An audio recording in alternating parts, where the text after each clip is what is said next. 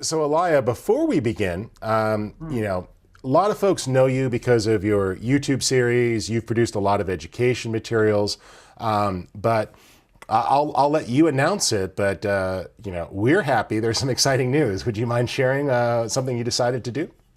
Yeah, so it's a little different than my normal announcements, but I've taken on a role at Skyloom, an official role in partnerships to help establish more communities online and live, global, all over the world. And it's actually an interesting path that sort of led me here.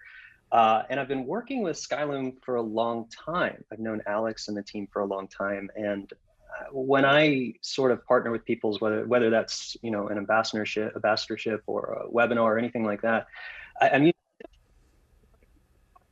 obviously people Your with good mic just hearts. went really quiet all of a sudden, Elia. Oh, really?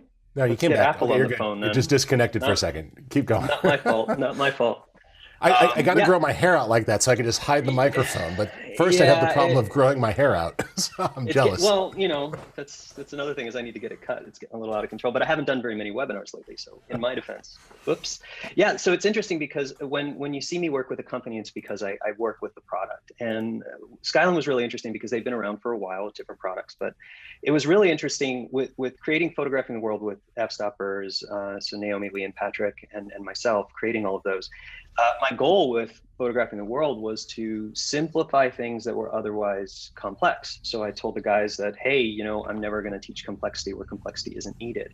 And that was kind of arisen from having searched YouTube and been so frustrated with the content out there. So that was my goal from day one. And as Luminar and the tools started to progress and everything started to progress, what was interesting about the Luminar team is they never approached me, and this is going back years. They never were like, hey, can you try this or can you do this for us? It was always, hey, we're working on this and how can we help you? How can we make your life easier as an artist? How can we make the tools more powerful? How can we make them better for your workflow? And that really resonated with me. And they took on challenges that I give them over the years too. Sky Eye being one of them. I'm like, yeah, a couple of years ago, like, that's a great idea. Like, that would be amazing. And then I secretly was like, they're never going to be able to do that.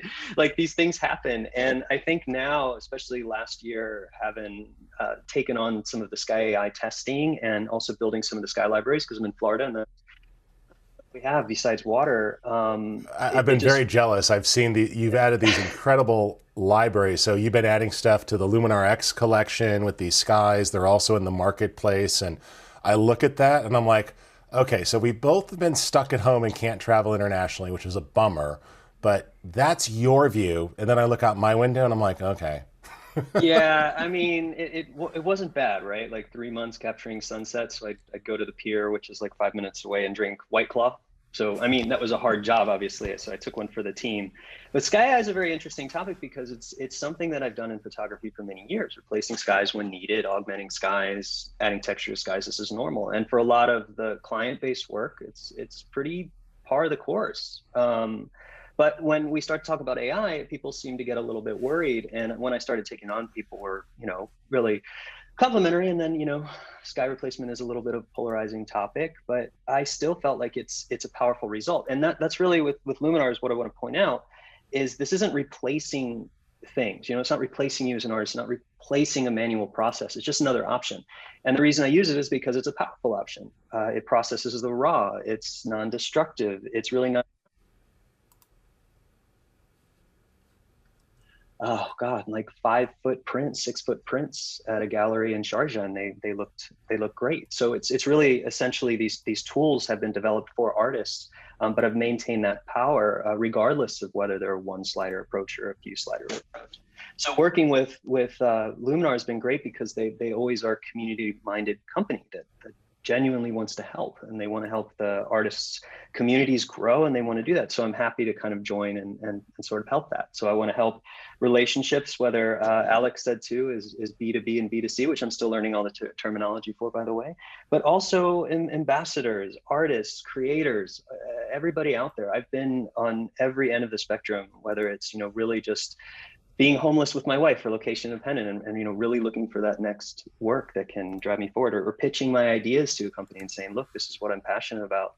And now I feel very fortunate to get to expand on that from both sides and say, hey, you know, here's this amazing software and we want to help empower you and what you're working on.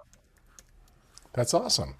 So, Elia, I've spent some time with you watching you edit. You have a very deliberate way you do it. You're very intuitive, yet you also pay attention to lots of things that a lot of people don't when you're editing. You really have some precise areas of focus. Would you mind walking us through one of your edits? Yeah, let me go ahead and share my screen here. And this is the first time, allow Zoom. Yeah, okay, this is the first time I've used Zoom on here. So allow Zoom to actually, Yeah, it's going to this is tell a you you new have to computer quit. You and a don't new have to quit. monitor. You could still just click OK and it'll work. Okay, I'll do that later. Yeah, so I also changed the resolution on this because it is the first time that I've used this monitor as well. So let's go ahead and share the screen here. It's I'll working. close this and that's fine. Let me just close system preferences again. Okay, so I modified the resolution. This is a 4K monitor, so it should be easy to see. And what I've done is I've kind of just selected a broad range of images for Sky AI Update 2. And there were a couple things in Update 2 that changed. And I think that a lot of what was communicated kind of talked about the reflections, which is really, really interesting. But some other things that changed, really specifically changed, were the relighting tools. So it's something that has always been difficult with sky replacement traditionally, whether the masking is simple or complex. It's getting those colors to play within the highlights, shadows, midtones, or even the warm and the cool tones. So now with a really simple sky, and it's not too ambitious, and I'm going to explain when you go too ambitious with skies, we automatically get a reflection and we can change that amount a little bit. So instead of having to do any masking later, I can control this reflection. And in water like this, it's great because it saves. But we also have scene relighting. And this is not new to Sky AI, but what's new are the refinements. And we always had a relight strength, which can be really nice. Now, notice it's also working in the sky, but also in the shadows and the trees here. The other one that we can do here is the relight saturation. Now, this is really important because if you're trying to create vibrancy in the scenes, this can give you a nice result. And I'll have some really good examples for that. I don't typically have humans, as Richard knows, he's tried to get me to put humans in my shots before. So the relight human is really useful when in the shot. So the AI technology goes in there and figures out where they are and allows you to control the relighting on them, which is very powerful because you don't necessarily want them to have as much bounce light on their skin tones. So this is really useful, but it kind of comes down to a foundation first. So all of the skies that I'm going to be using today, they're a combination of the 10 pack that the team named Gloomy Twilight of Blue Hour Skies. I really like the name. That comes with the Luminar X membership for free. And then there's another Epic Sunset pack that I've sort of loaded in. So a lot of this stuff can be really simple. So if we go back to the original of this photo, and I just go ahead and reset it. This was captured, I think the last time I was in Santorini was 2015 or 16. But I mean, the last time any of us were anywhere was some time ago. So we're And all kind of I feeling like love, we want to go.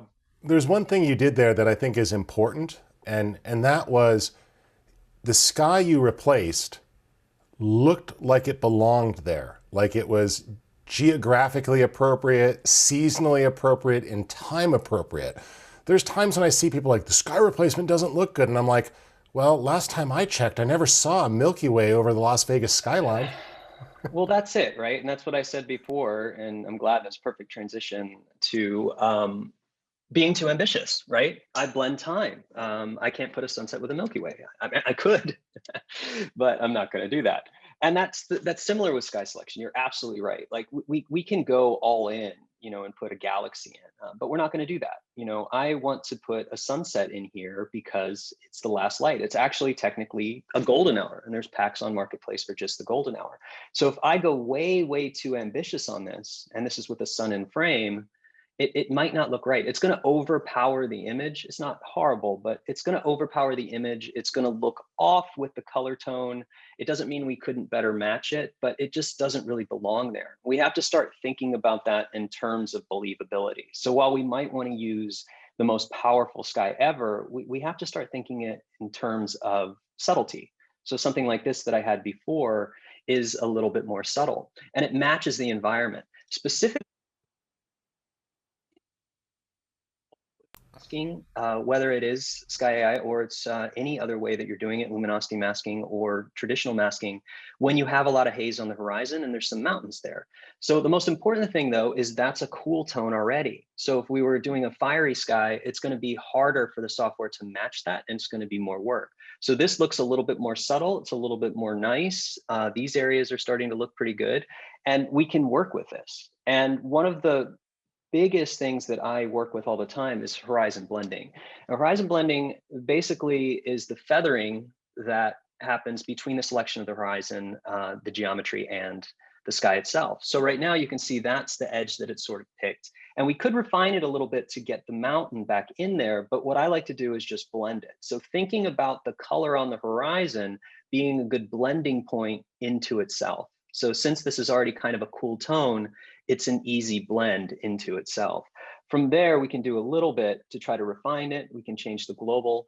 And if you make big changes in this, you'll see mainly we're seeing it around here. And we can just start to refine and adjust that a little bit, just so it sort of comes in on the edges, closing gaps and fix details. This is going to allow you to tweak the result and sort of get these edges and different refinement in place. And what I like, those usually works pretty well by default. So if we start to get a nice result on this and we don't go too ambitious, it's a little easier to make it believable. And that's really important. And that goes back to what you were talking about. It's not just ambition, but it's believability. And that also comes down to not only the color of the sky, the drama in the sky, but also the sun placement. So in this case, you can see that the sun is coming from the left side of the image. So the way that it was oriented before was correct. So we keep the hot spot over on this side. So it is in the right general direction. And it's pretty easy to also change that if we want to offset it or we want to scale it, just to get the Yeah, different that details ability in. to offset is new, Elia, with this update so that you could precisely put it where you want. Sometimes people struggle knowing which way the sun was coming from. And before you laugh, I know that's easy when you took the picture and obviously you see it, but are there any, can you just give a tip? Like, what do you look at when you're looking at the picture when you want to refresh your brain, as in where the sun was, if you don't see the sun in the original picture? Well, let's look at this one for a really clear example. You're on the left. It's really obvious the sun direction is coming. You follow the shadow direction, casting to the right or casting to the right and down during the Mhm. golden hour. But if we start moving into the twilight or the blue hour, it gets a little bit more difficult. So arguably, where's the sun coming from here? We can tell because there's a hot spot on the sky because it was from the same scene. But in the scene itself, it becomes a little bit more difficult. What we'll actually start to see is this blue reflection on the face light on the left until the sun's all the way down. If you're replacing night shots, obviously the light direction doesn't matter. So the closest you have to a sunset or a golden hour, or if the sun is up, becomes easier. But basically just look for that highlight and also that portion of the sky. If it gets more difficult than that, a good example being here in Matera in Italy, if I show the before image for this, let's get it. These are also, some of these are quite large files too. So there we go, perfect. So here it becomes a little bit more difficult. So following that same guideline, Richard, where do you think the sun position is coming from on this image? To me, the horizon is brighter off to the right there. So I'm assuming that it's coming from, slightly from behind and sort of over towards the right-hand corner of the image. But maybe I'm wrong. Maybe, and this would be hard to tell because we're dealing with a city and that could just be downtown. Sure, that Well, could be throwing so off more light from the landscape too, right? Yeah. yeah, and But I see a everything's pretty shadow much a here on the uniform. street, although that could be caused from artificial lighting sources too. So Yeah, so you're it not the gets only tricky, one. doesn't it? It gets really tricky. Exactly. So in that sense, it can be kind of a useful thing to, whoops, sorry about that. It can be kind of a useful thing to select skies that are a little bit more ambiguous as well. So the sky that I've selected here is a little less ambitious, but also a little bit more ambiguous. It would work in both directions. So if the sun was setting and set a while ago here in this image off to the right, it would be believable that there'd still be some color on the strip of the sky, and it would be missing here because there's cloud cover. So in that case, it is sort of pairing the right sky with the right scene. And that goes beyond any amount of powerful masking or tools at all. That's just sort of picking something that doesn't break the look. And again, that horizon blending can be really interesting to try to get these things to fit. So instead of using the environment tools, like the adjustments here, if we wanted to give it a little bit atmospheric haze or a little bit of defocus, all these things we can do to match it. Sometimes if it's a simple blend and a simple horizon, just blending it into its own color like this can help sell it in believability. And that's something that's really important. So this was default select a sky and sort of put it into the environment. And it works really well. And if we were to flip it, it still works pretty well. We could probably even get away with something a little bit more detailed in the sky, something that has a little bit more detail like this. That also works. It's a little bit darker. It's a little bit more moody. So we have a lot of choices here. We just I have want to to be point out careful here that that it's not a fiery sunset. Elia is working with his own skies. He's in the custom group, and you could just click the plus button and load in your own skies. And now with AI2 here, Luminar AI Update 2, you're able to actually browse those visually. So that's his custom folder. He can also just copy things into there and they'll update.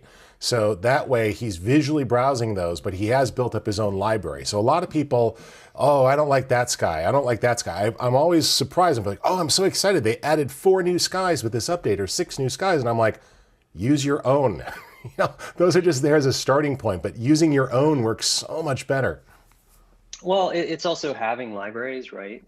If you're shooting, you're a landscape photographer and you don't find a good foreground or a good shot, you can still shoot the sky if the sky's going off. I do that. I'll stop the car and start photographing the sky with whatever I have to add to that library. And It's a good yeah, thing you're married to a wife who also enjoys photography, because if I do that, my wife's like, what's wrong? Nothing. The sky's beautiful.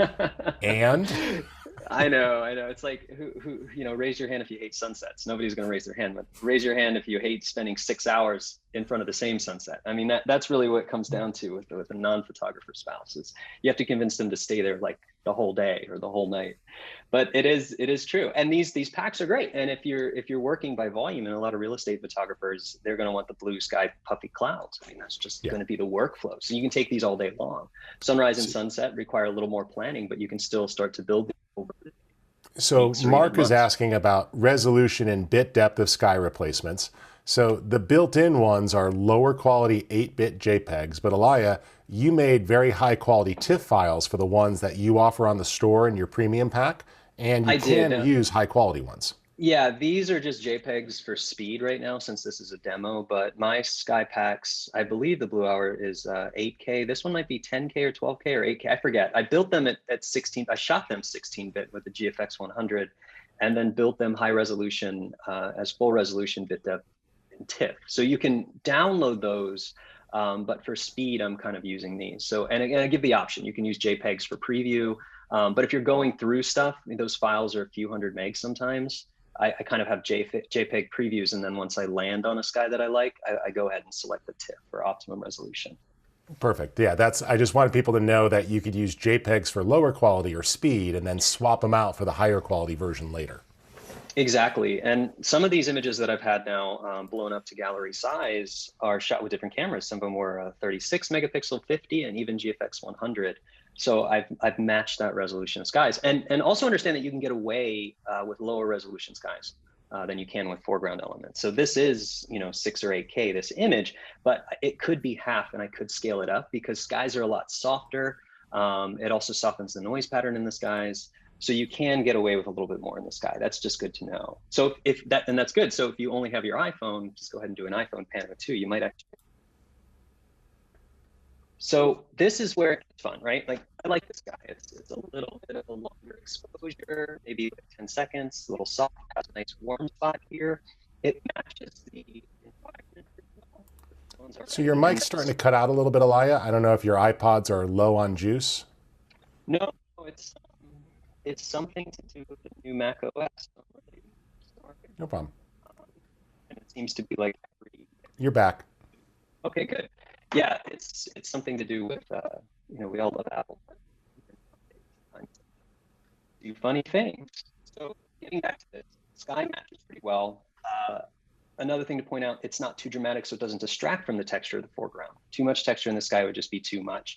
So we have the relighting strength. Now, the relighting is going to apply those color tones to the image. So you can turn this on a little bit, and you can see as I start to slide this up, I'm not just looking at the foreground, but I'm looking at the horizon. That's behind the tower there, and that's that blending point of sky to artificial sky. Relight saturation is going to help that color change a little bit. If I slide it, you're going to see actually on that horizon, it's going to become a little bit more saturated and lush. The nice And thing that about was these just added sliders, in update 2 that shipped last week. So if you guys are like, wait, I haven't seen that relight saturation slider, that's brand new. this might be really subtle coming through on Zoom. It's not that it's not working, it's that it's analyzed it and figured out that it's actually right already. So a lot of these AI tools, when you change stuff and it's a very subtle thing, that's good because it's not actually applying this globally. It's scanning those pixels and figuring out where it needs to be applied. Like relight human, there's no human, so obviously nothing's going to change with that. Reflection amount, it will calculate if there's any reflections, and in this scene, very obviously no reflections. And this is where it really gets fun. Now we have things that we can really help the believability. Defocus, grain, atmospheric haze. Atmospheric haze can help sell the believability of your scene a little bit, even if you're going to make further adjustments. So if you have a very washed out scene, whether that's because it was shot and you had a color filter that was washed out, or it's just a hazy day, this kind of helps sell the believability or mute down the tones a little bit. Grain, you can match the grain. I usually shoot everything at low ISO, so I don't worry about that. Defocus, landscape photography, again, mostly everything sharp. But warmth and brightness is really important.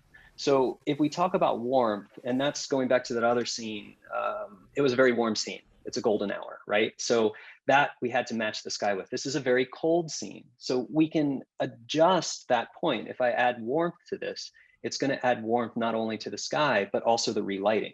So it's intuitively going to go in and warm up the warm tones, and it's going to mitigate some of those blue tones that I have there. I can also change the brightness to try to better match the sky with the composition. When I change the brightness, it's also changing the relighting. So if things start to look a little bit dull because you're putting too much color over pixels of color, you can adjust the brightness here.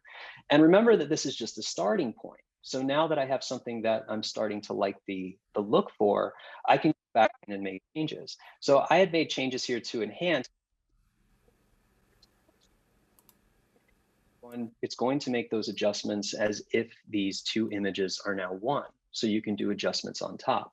And that's what's really powerful about this. It's a raw process to put the sky in. You bring a high resolution TIFF in, and then you can start sweetening the image by adding these other tools that you usually use. So Accent AI, Sky Enhancer then will pick up that this is just a sky, and you can see that it finds the horizon line there and does exactly what it should be doing, whether this is a replacement or a normal sky. All the light options here, we can still make changes here. And what's nice about this, and I'm going to tie something in that you tied in with Kevin about this, Richard, is the light tool works independently to better help you match things. So if I wasn't using Enhance AI to better match this in the beginning, if I use the light tool and change the exposure, change the highlights, bump the shadows like this, I can start to match my scene independently of the sky. That's really important too, because we still need a tool to be able to blend things together before we start doing adjustments over top. Now, before I wrap up in the next few minutes, I'll show how to overcome that. But from here, we can start adding everything that we usually do. So Enhance AI, we can use something that's kind of fun here. Under landscape, there's golden hour. A golden hour works really well tones. So it's going to kind of warm up everything. But you can see around the sky here, it's starting to get this really, really warm look in the center spot. And what's nice about this, since we don't have any foliage, we don't have anything else landscapey, I might say, in this image, we can very quickly just paint it into the area that we want it to keep. So here I can say, you know what, let's just go ahead and put this right in the middle of the image here. Nice. Yeah, so it's a quick way to do things. Of course, there are other ways to do it besides landscape, and we can get into those nuances of color. What you brought up with Kevin is interesting too, because you brought up super contrast. I know you're a fan. Yeah, it's if you think about In it. fact, I think you helped name this tool. I did help name this tool. Yeah, super contrast and color harmony. Yeah, it's really interesting because it does something a little bit differently than the standard light tools do, right? Like we can adjust shadows, highlight, midtones, blacks, whites, white balance all day. We do that with raw images all the time.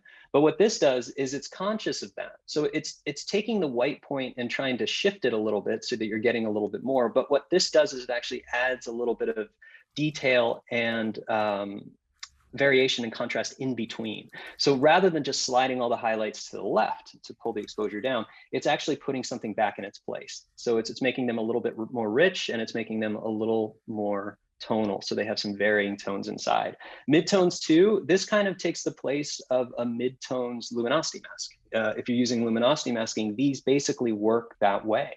So in midtones, I can add contrast just in the midtones channel without affecting the rest of the image. Same thing with the shadow. Usually I'll go here to boost shadows Yeah. before I'll go to the light tool. So And that works so much between, better because if you tweak the sky, repositioning it or make a small change, you don't have to throw the mask away and start over.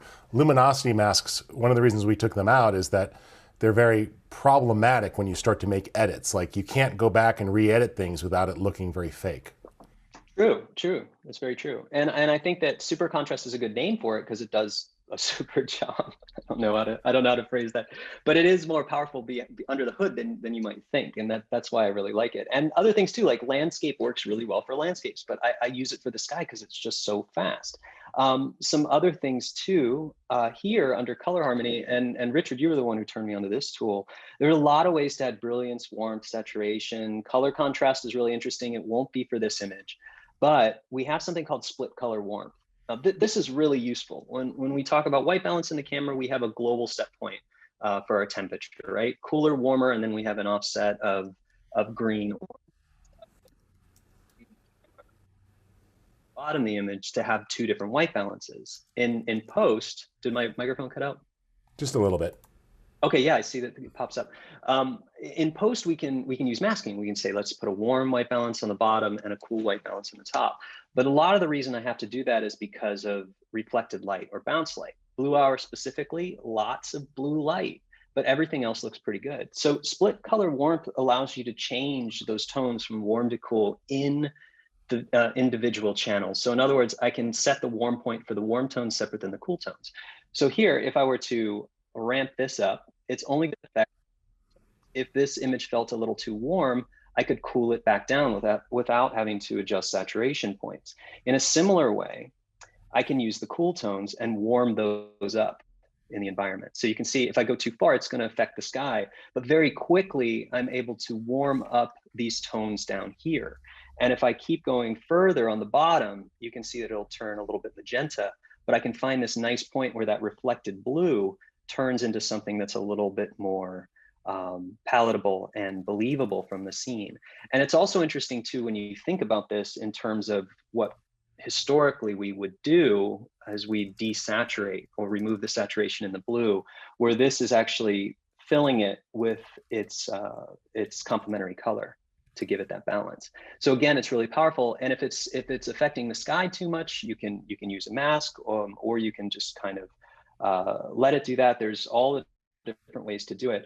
And just because I'm running out of time, there's a lot of different directions we can continue to take these photos, and I'll be back at 4 to do a little bit more. But I talked about the light. So this is kind of nuts and bolts what we're most used to in raw editing. And it can be a little disheartening sometimes when you think, oh, well, how am I going to adjust the sky, or how am I going to make these adjustments on top over both of the images? And you can do that by just creating a local mask. And local masks work as textures too. I'm sure you guys have had some good notes on textures, but a basic one is really interesting because we can just go ahead and fill it, and then it's just going to be a filled mask. And now I can control the whole entire image. Or do I have to? Did You got that time. work? You can Fill? do it real quick. Okay, yeah. So fill, invert, or clear, or what we can actually do, what I like to do, is start with gradients. So I use a lot of different gradients here. So for the bottom, for example, if we want to tune the shadows just in the bottom of the image, it's really fast to go here and say shadows in the image here. And you can see that brings that up. And then if we want to create another one, we can create another basic one here. And for the second one, let's let that load here. We can just do a fill. Yeah, I think that's your first one. This one? Yeah, that's the No. first one you already had. Oh, it is. Thanks. Let's change it. There we go. So this first one that we had here was a gradient. So I'll go ahead and redo that real quick. Yeah, this is a fun way to do it. It's a stacking ability that allows you to further tune. And really what it comes down to for me is a lot of global things that we're doing to an image. And then it's going to be a lot of selective things that we're going to be doing to an image. So even some of these things that we can do very powerfully, a lot of the times we still have to come in and do something very globally. So in this case, with the paint mask, I can do something for the top of the image instead. So we'll do another gradient here for just the top. And now we can start talking about, I'll reset this, and we can start talking about saturation, and vibrance, and contrast just in that sky over the bottom of the image. So very quickly we can get to a point with the sky and then bring it a little bit further. And from here, there are a lot of other things that we can do, but really right out of the gate, we can get some pretty powerful results. And I really started leaning into this more because of the pandemic.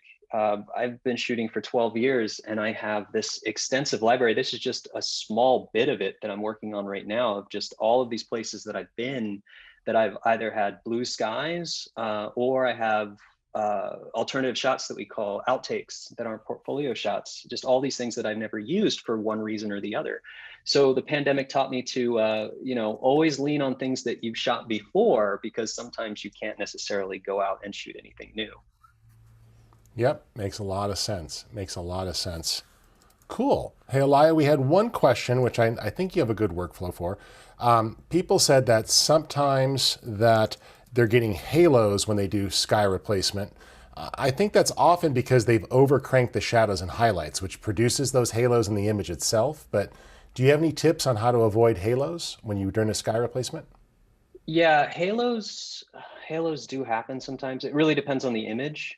Um, they happen less and less. The way that I can sort of mitigate halos if they are occurring is one, yeah, tune down some of the masking, or not, sorry, the masking, tune down some of the tweaking settings in general and the tools, because over contrast and things like that can cause that. But in sky particularly, sometimes that can be the horizon blending and the vertical offset. So kind of going back to the way this looked before, it's clear blue, but when I start putting the sky in, there may be some haloing. And if you want to see haloing, the best thing that you can do is zoom out on an image as far as you can, and then you're going to start,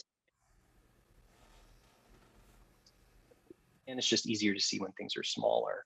And if that's happening, just start leaning on the horizon blending a little bit more, and that's going to soften up that transition between the subject and the architecture and the lines. So that should fix it. And if that doesn't fix it, maybe pick a sky that the horizon blends a little bit better with, like that one in Matera where we had a blue, or Santorini where it was a little bit more match. And then you won't see that as much, because some images, no matter how you mask them, it's just you can't ever have a clean edge. So you have to start to work with that and use the tools that you have to make it fit better with the scene. So for those of you who weren't with us earlier, many of you may know Elia Locardi. He's a world-class photographer and has traveled the world as helping more and more people learn about photography. We're super excited that Elia has actually just joined the Skylum team, and he's helping us with building communities and outreach and partnerships. So Elia, I appreciate you coming here. I know you already made this announcement on your previous visit, but just give people the 60-second version of what you're doing and why. Yeah, Rich has worked with me enough to tell me to give the 60-second version rather than the normal length version.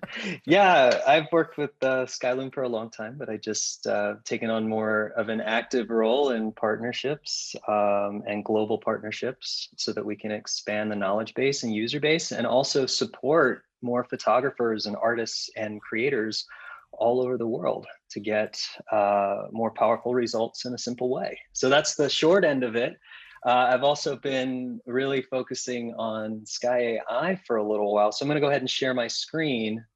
And if you were with us before, I think I was on around noon, we covered some different things. But I wanted to talk a little bit more about Sky AI and specifically about sort of is choosing the right sky for the environment and also sort of refining it so it looks realistic. So I'll review a little bit. If this is the second time you've watched me today, there'll be a little bit of review, but for the most part, I just want to kind of talk about the scenes So, Elia, themselves. if I could ask one thing before you start, if it doesn't throw things off too bad, I think your Yeah, monitor is currently set to 4K, which is making anybody over the age of 21 feel like they're old because they can't read your UI.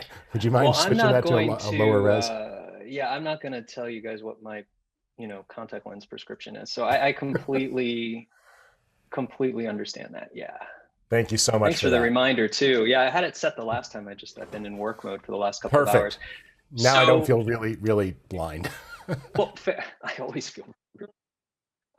So this is kind of cool. Like I put together this little thing today of all these different ones. We see some repeating skies up here and up here in two different locations. But basically some of these look more realistic than others. And the way that I kind of categorize this stuff is sort of the easy wins, right? Some of these scenes during golden hour is probably the easiest time to replace the sky besides when it's blue sky kind of things. We get into dynamic lighting situations like blue hour or it's sunset when we have extreme highlights and shadows, it can become a little bit more difficult. So if we look at images that we're shooting pretty regularly, it's basically just going to be a blue sky, and there we go. So it's basically just going to be a blue sky. It's a nice image, has a good composition, but it's easy to turn into something different. And this was just with a few edits. Now I consider this sort of an easy win because there's already a blue sky. So let's take a look at this one in particular. And I have a few things done here. So I'm just going to undo these few things that I have here rather than just resetting it. I have the Sky AI. And then what I want to talk about later is there are some ways to sort of soften the contrast while removing some saturation without really getting rid of some of the detail. So in this case, it's Sky AI is the main feature here. And the first thing you need to do is select one. So I have a custom folder and I can show what's in that custom folder or add more things to it. These are the skies that I've released to Marketplace. So 1 through 28, they have better names than Marketplace, I promise. And they also come in TIFF files, so you can see the full resolution, full bitrate TIFFs.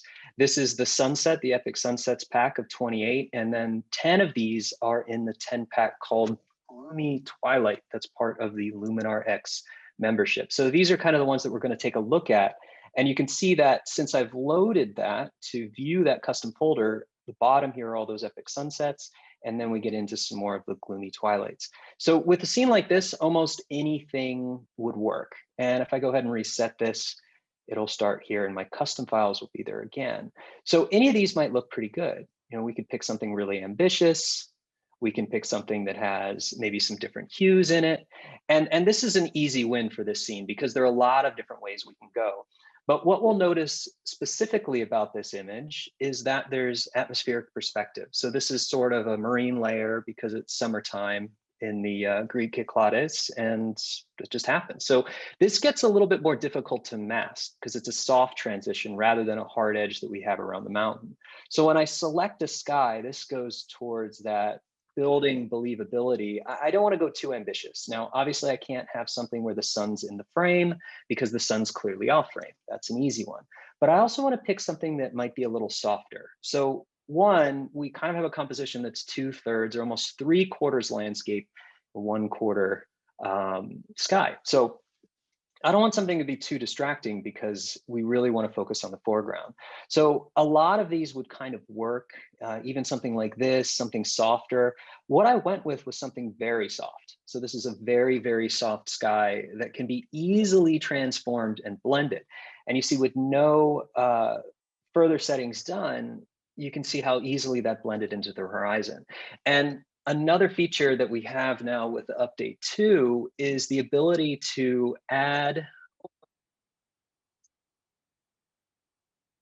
color and the saturation and things like that. But we also have better relighting tools. So if we take a look at this, if I turn the horizon blending, and this is all default, if I turn this all the way down, we'll start to see those hard lines in the transition here. If I start to blend this, you can see that it's going to blend up from the horizon. So horizon blending is a nice way to soften the transition. And if you're using a sky that naturally would fit in an environment like this, in other words, it's softer, doesn't have a lot of low clouds or sharp details in clouds, then it's going to blend in really nicely. Now, the cool thing that's happening here behind the scenes, and this is something that's usually a little tricky to do, whether you do the masking manually, whether you use Sky AI, it's the relighting. So here, if I turn this all the way off, you can see that we're starting to fade into the background of what was already there. But when I relight this, you can see that it's not just relighting the scene, the highlights and the shadows with those magenta tones and the purples, it's also fixing this horizon line. Same thing if I continue to saturate this, you can see the side of the mountain, and that's a little extreme, is also pulling in more saturation. If you have a slider that doesn't do anything, it's because there's nothing there. So relight human, AI process, no humans. Well, there are humans in the scene. That's probably not right to say, but they're very, very, very tiny. So it's really easy to get a result very quickly, and then to adjust that, we can change the sky size, the offset, the positioning, and then very important, flipping it if we have to. Now, with this scene, another level of believability is selecting a sky where the lighting direction is pretty much the same. And in this case, and we talked a little bit about it in the last session, how to determine, we can see that the light's coming from the left side because the left side of the buildings are illuminated and we see the shadows. And it's not quite sunset, it's golden hour. So it's easy to identify where the light's coming from. In a sky like this, it's kind of hard to tell. It could be the sun's just peeked behind the clouds or through the clouds, and this is kind of, illuminating. So whether you flip it or not, it may have a better feeling from the left or the right. But if you're using a sky that's very, very directional, then you have to make sure that you pick the right direction. And when we get to this, and this is just the basics here, we can also control the reflection amount. So here we have that normal blue is going to soften, it's going to follow that, and we're going to soften into those details. Yeah, and Elia, I know that you might do this part a little bit later, but I had a few people say, well, what happens if I want to shift that more? We've got masks on every tool, so you could easily brush in some color over there with the color tool or with the color harmony tool. There's lots of ways to do it. Oh, absolutely. And this scene didn't, well, the next one we'll see, I didn't do anything before the sky. There's just a couple things here. So I turned pretty much everything off, a little bit of super contrast there. So this pretty much from the before and after is just Sky AI working. It doesn't mean that I can't do all of these things before or after, but if the scene's already pretty much visualized, the highlights, midtones, and shadows are pretty good, then I like to see the way that the sky works without too many adjustments, because later, once this is put together, we can come in, add more accent AI. Like you said, we can brush in more color. We can do everything that we could as if this was a normal image, because now it's paired as a single layer with the sky. But that's a really, really good question. And this image is really, it's a really cool image, but it's also really simple. It's a simple image with a simple mask. And getting into some of these other scenes, here's another one that I consider to be simple. There's the island of Santorini and the town of Ia that branded the sunset so well that 1 million people watch it every night and clap when it goes below the horizon. Now, contrary to what I want as a landscape photographer, what most people want to see when they're on vacation is this. They want to see a blue sky because they're probably coming from somewhere cold, and they want some sunshine. But we definitely like to have good skies. And it's probably, 8 out of 10, 9 out of 10 skies in Santorini for a lot of the year are clear. So it's actually really interesting. But again, look at how clear the sky is, small transition with the island in the background, but we can still start to fade into something that's a little bit softer. So again, it's not an ambitious move with the sky. And that's kind of the point. And that's really where these sky libraries, these sky packs and everything come in handy, to get ideas, but it also kind of sets you up to be able to capture your own. So if you're ever in a situation where Well, even if you are shooting a landscape, if you see a nice sky, whether that's daytime, the clouds, or anything, definitely shoot it, because here we're using them as direct sky replacements, but sometimes they can be used as textures or overlays or combinations with other skies. It's a really good thing to start collecting. But again, this is really easy, and you can see that it has an easier sort of transition. But sometimes things are a little bit more difficult around geometry. So again, this is an interesting scene too, and I haven't done much to this either.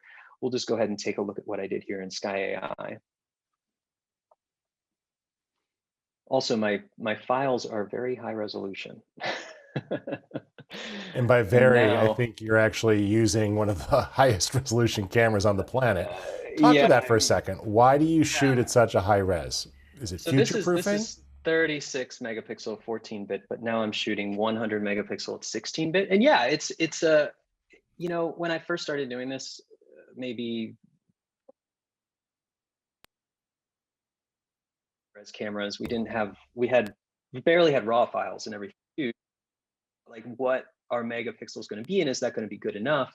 And throughout the years, what's happened is I might visit a historical site, and then a couple of years, some volcano erupts or earthquakes happen. So what I've learned is that when I'm capturing these places, I try to capture it as high resolution as possible, and that is future proofing. But that's also gallery printing. I want to be able to share these at 1080 on Instagram, or 12 meters on the wall. So that's my personal preference. I will destroy computers in the process. I mean, the fan, they melt. I mean, there's pros and cons of that 100 megapixel workflow. But in this case, it's interesting here, and we'll just toggle this off. We'll reset it. The only other thing that I did to this that's worth sort of pointing out is I did use composition AI, because typically, and this was an older camera system, I think it was a Nikon system I was using, and there's usually going to be something there that needs adjustment inside of the composition. So vertical lines, everything like that become very important. So if you want to correct it manually, or you want to correct the perspective, typically it's a good idea. I'll usually start there first, just because visually it's annoying. It doesn't mean that I can't go up there later. It's just kind of something I want to take care of right away. And it goes back to that, the order of things doesn't always matter, but sometimes it matters. But we can see here you have sort of hard edges all around, and then we even have fine edges here. So little cabling on top of the castle and everything like that. So this is a combination of, it's a little bit more complex, but it's also a situation where we have the transitional light of, the blue hour. And in that case, when you blend time, and that's what I do very often, we really have to take into consideration how much is too much. In other words, like Richard likes to put it, and I like to put it sometimes, should you blend the Milky Way into the sunset? And usually the answer is no. That's taking it a little bit too far. Will it look good? Yeah, arguably, yeah, you could do a good job, but it's just a little too much. So this is borderline night. This is an early blue hour, so it's really only about 15 minutes after sunset. But if I use something that's too ambitious, like let's just say a burning sky like this, it may be too much, but it also would be a little too distracting. So that's going too far, in my opinion. Even though the relighting picked it up pretty well, it's too much. So we really have to think about this. Okay, well, we want there to be some color, but not too much color. I mean, it's kind of like me complaining on location when it's like, I want there to be clouds, but not too many clouds. And I want them to be close to the horizon, but not on the horizon. And I want them to be red, but not too red, because then I have to worry about exposure. It's kind of like that. It's just, we're being the one more soft. We could even go the route of something extremely mute, so that it takes the attention off of the sky and pushes it more to the foreground. So a lot of different ones here will work. So this is a good problem to have. We actually have different things that we can do. And even going back to something like this, which is a little less intense, may start to work. So something like this is a little bit better than what we had before, but I can soften it even more if we transition into the blue hour. So this is a later sunset. So first off, this is a sunrise. I believe I was shooting this at sunrise or sunset. I don't even remember anymore. So this is a good question. Richard, where's the sun light coming from here? You're gonna make this the fun game of rich guessing. To me, it looks like it's coming from behind us a little bit because I see it hitting that pillar on the right, and Oh, it's sorry. illuminating the face of the pillars that are facing towards us here a little bit. But I'm not seeing that equally on both sides. So it looks like to me like it's coming from behind us and maybe a little bit to the left. But you're gonna tell me I'm wrong, or did I guess right? Well, I was hoping that, this was shot 13 December 2014, and I obviously didn't set my internet. When you travel in time zones like every other week or every week, you forget to set your clock on your camera. So 2 a.m., 2:03:17 doesn't actually make much sense, right? Like, oh, let me go ahead and, whoops, I'm using too much memory, but it'll be okay. That's actually because it's not because of Luminar, it's actually because of my computer. And this is the new M1 too, by the way. So we are kind of paving a way for this.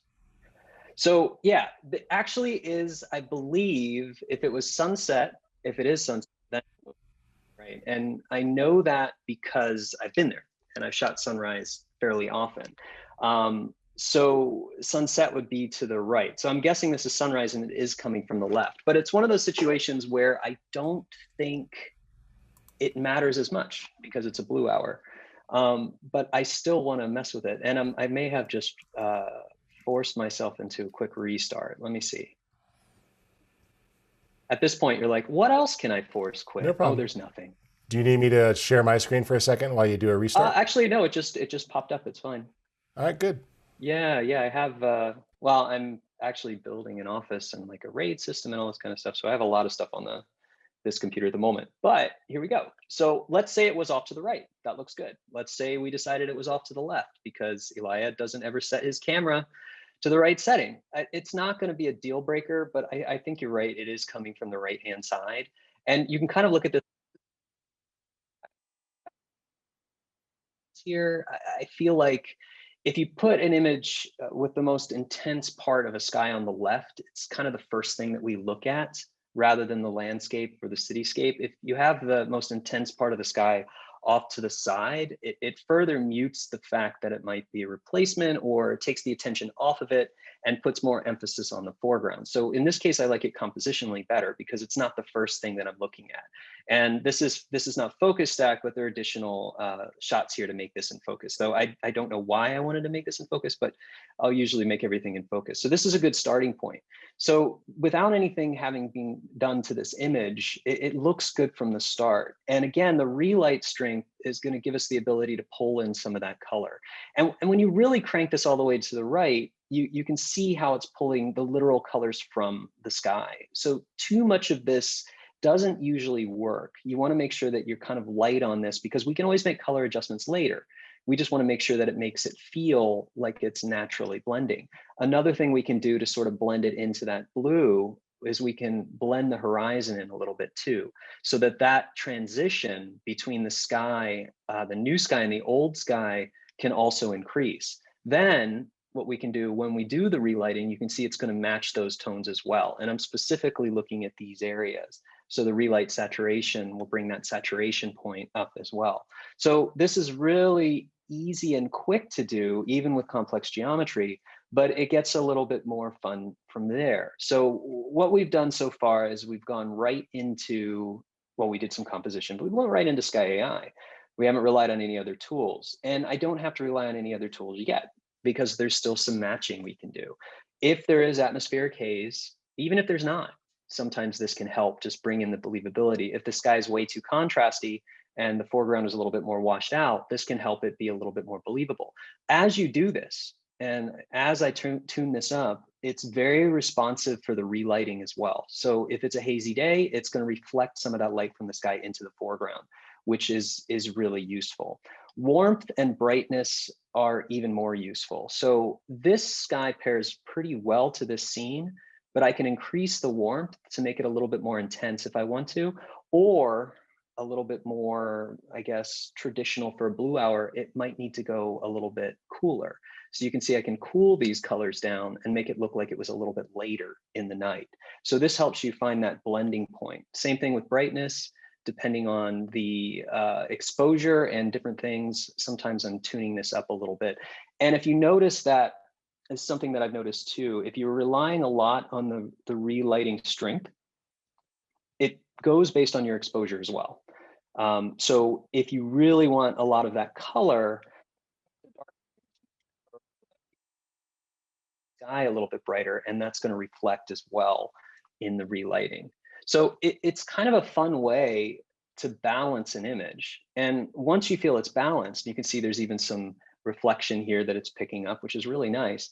Then we can go in and address everything. So before this was done, we would have thought of it as a single image. And now that Sky AI has completed, I also think about it as a single image. And that's where, sort of going back to the other shot from the Greek island, we can address certain things, the color of specific areas, the intensity of specific areas, or just the balance of the exposure. So a little bit of accent AI, and that's going to bring those shadows up, going in specifically to the light and also increasing the shadows here. We can start to get exactly what we want. Now, what's interesting too is this is the most important thing. We are, and Sky AI, even though it's doing a lot of the work, we still have some tools to adjust it. So sometimes exposures are all over the place. If you're shooting dynamic lighting environments, sometimes I tend to underexpose because I know I can recover a lot from the shadows. Sometimes you do need to balance it before. So the light panel is going to remain independent from the Sky AI completion. In other words, if I change the exposure here, it's going to be independent from the sky. And that may seem a little strange, but it's very useful because it gives me the ability to tune this part of the image, treating them separately, just in case they don't match fully. So sky is really soft. I increase the brightness. So it makes sense here. Before I add contrast, I can do the same thing here. Same thing with the temperature. I can cool it down a little bit if I don't want it to be as strikingly warm, and make these fine tuning adjustments. Then I can go back to any of the other tools here and increase. So Accent AI to round out everything, and Sky Enhancer if you want to make it a little bit more dramatic. That's why I like to do the few little things here in the sky adjustment, even if it's putting some atmospheric haze in. When this matches, everything you do after is going to work better and become a little bit more believable. So we can even use the Sky Enhancer again to bring back that detail, but now relative to the whole scene. It's pretty cool, right? You just can't get too ambitious, Milky Way, sunset, that kind of stuff, blue hour, unicorns. We gotta draw the line somewhere. Elia, those are looking great. And you've really given people a masterclass here of understanding light and landscapes. I want to encourage folks too, you have an in-depth class for our Luminar X members. So if you do have the Luminar X membership, you get an in-depth, like 3-hour class with Elia all about photography in that Luminar X membership. So you guys can pick up that membership for $49 today if you use that deep dive code. And you get also a pack of skies and a pack of new templates every month. So Elia, we got time for one more image. Can you walk us through what you're doing here? Yeah, this is a really important one. And yeah, going back to that, I also have a Luminar X membership and I download everything every month. So it's great. Like the more skies you have, the better, the better. I mean, you can't have too many of them because they're all different. So yeah, this is kind of cool. I don't want to spend too much time because I'm going to go over, but there is something here that I have to address. And again, this is an old image that I shot in Montenegro, actually. This was years and years ago. And when you're traveling for photography, I love to spend as much time as I can in a location. But to be honest, I only had one night here. We were just driving through Sveti Stefan before going to somewhere else. So I kind of walked around the town and found this view, but this is what I ended up with. So it was a situation where there was too much sky going on. And it's interesting too, now, if we take a look at this, that it's starting to look pretty good, but there's still some little errors here. And that's something that's going to happen whether you're doing masking or using any tool, is nothing's ever going to work 100% of the time. Well, let's take a look at what is working here. So mostly the sky's intact. You can see I've made some adjustments here, a few adjustments to close gaps, and little things that I could do to fix or mitigate some of these things. And really going into an image, I don't know how much of this I'm going to have to use. I don't know how much of the fixed details, but they're there to help prevent some of these. So everything looks pretty good. There's a glaring issue here. Same thing though, we have the relight strength, just like we did last time. But really importantly here, aside from the relighting, we also have this really nice way of bringing the reflections in with the relevant masking. Now, again, too much of anything is a bad thing. That can be pretty much a mantra for everything in life, but the right amount of reflection looks pretty good. And then sky adjustments, I haven't really done much here. But what I wanted to show was no matter what combination of this that I used, I still ended up with a little tiny issue over here. But that's not hard to overcome. So one way to do it is to bring this into Photoshop and use a heel brush or the rubber stamp or any other way that I'd handle this. So inside of Luminar, because we have this now as a composite or a single image, I can go into tools like something like the erase tool, and I can paint in an area that I want it to replace. And I'll just make the radius just right there. And we'll just do a little bit of brushing right here. And then click erase. Now it's going to calculate it just like Content Aware typically does. And most of the time it's going to give us a pretty good result. Sometimes it might take 2 tries, but you see there, it's gone. So you kind of get in this mindset, and this is really interesting about AI. You know, we have, at first it's like, wow, that's amazing. Complain when, oh, my automated tool isn't working 100% of the time. So it's interesting to think about it that way too. You know, most of the time this is going to solve something, but if you really think about this as a complicated process, when we were showing blue skies, we can do blue skies all day. I mean, that's an easy selection, whether it's luminosity masks. Relighting's not easy no matter what, unless you're using these tools. But look at this, the tones here. It's pretty much the same. The water, the sky, there's a little bit of red here, darker on the mountain. This line right here is the same shade as the mountains. We have hot spots here in the sky. It's hidden now because I have it cloned over. You can see that updated as well. There's some proof of a nonlinear editing workflow there.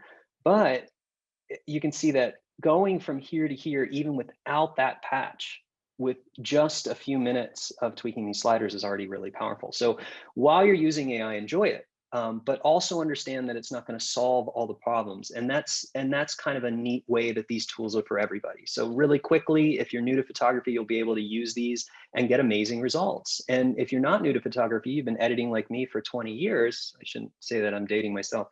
It's liberating that you can get this much done. It's great that and your that it parents works most of the started you when time. you were 5, Elia. They didn't. They were just happy I went to college. I went to art school because I didn't have to take math, science, and English. So my mom would verify that. But yeah, there are so many things we can talk about. And again, check out the course. We do cover this stuff. The Sky Packs are great. There are a lot of education on there online for Sky AI, specifically update 2 with these reflections. So if you guys are interested in it, there's plenty of stuff to follow up with. Awesome. Great job. Well, feel free to stop sharing your screen. And folks, I hope you guys are having a lot of fun. We're going to get to our next guest in just 1 second, but there's a lot of cool things. Remember, if you want to check out Elia's packs, you could check those out and use that code Deep Dive, and that's going to let you save $10 on each item in your cart. So feel free to check that out. We're going to be having Ev up next.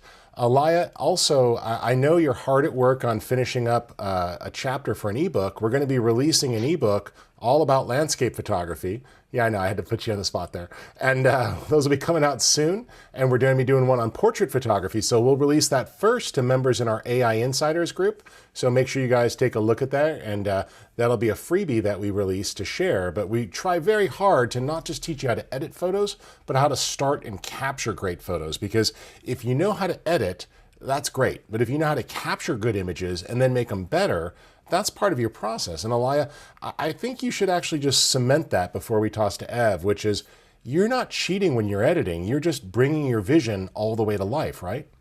Right. And I think if you followed any of my work from photographing the world, I mean, I'll spend 20 years in an environment if I have to, but I never teach And of 2014 course, and 15 when I created it. Oh, really?